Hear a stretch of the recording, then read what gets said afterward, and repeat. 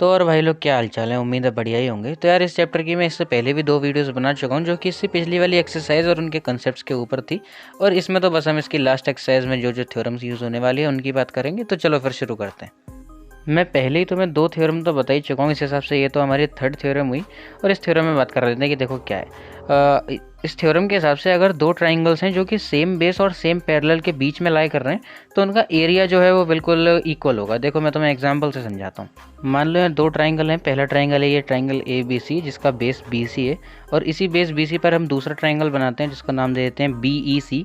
और ये same parallel ए ई और बी सी के बीच में ही अगर लाई कर रहे हैं तो फिर इस हिसाब से इन दोनों का जो एरिया है वो बराबर होगा। यानी कि हम लिख सकते हैं area of triangle A B C is equal to area of triangle B E सी।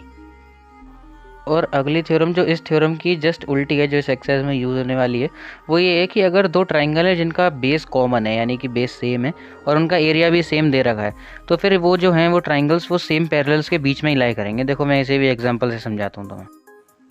मान लो यहाँ 2 ट्राइंगल हैं ट्राइंगल ए सी डी और ट्राइंगल बी सी डी।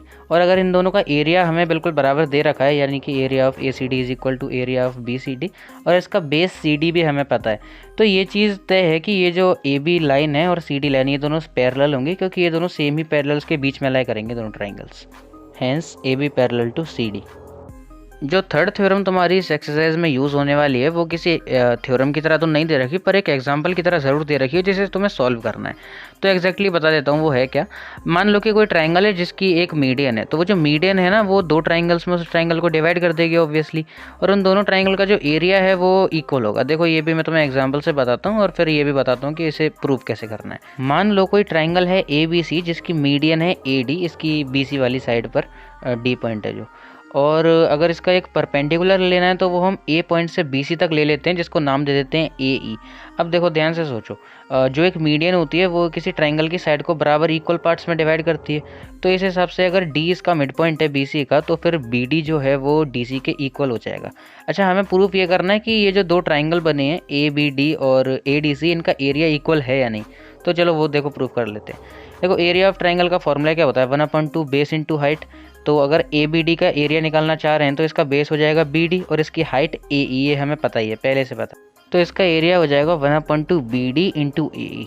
अब दूसरे ट्राइंगल ए डी सी की अगर बात करें तो उसका फॉर्मूला भी 1/2 बेस इंटू हाइट ही होगा। अब 1/2 मल्टीप्लाई बाय बेस इसका जो कि सी डी है नीचे वाला और हाइट तो यार इसकी भी ये सेम ही है ऊपर से लेकर नीचे तक ए ई। अब देखो एक कंडीशन वो जो हमने B D is equal to C D कर रखा था क्योंकि डी मिड पॉइंट था उसका क्योंकि ए डी मीडियन है तो हम सी डी को बी डी तो लिख ही सकते हैं इस हिसाब से। और इसका भी जो एरिया है वो 1/2 बी डी इंटू ए ई हो जाएगा जो कि ऊपर वाले ट्राइंगल के एरिया के बिल्कुल इक्वल है। जिससे प्रूफ हो जाता है कि किसी भी ट्राइंगल की मीडियन उसे 2 इक्वल ट्राइंगल में डिवाइड करती है मीन्स जिसका एरिया इक्वल है। तो यार इस एक्सरसाइज में तो बस यही 3 थ्योरम यूज़ होने वाली हैं। बाकी अगर तुम्हें इससे पिछली वाली एक्सरसाइज और उनके थ्योरम्स के बारे में कुछ पढ़ना है तो फिर तुम देख सकते हो उनकी पूरी पूरी वीडियो मैंने बना रखी है ऑलरेडी। और बाकी तो यार तुम्हें पता ही है लाइक शेयर क्या क्या करना होता है। और वैसे भी यार तुम्हारे काम का ही चैनल है बिकॉज बहुत सारी वीडियोज़ इसी टाइप की अब बाकी चैप्टर्स की भी देखने को मिलेंगी तो फिर सब्सक्राइब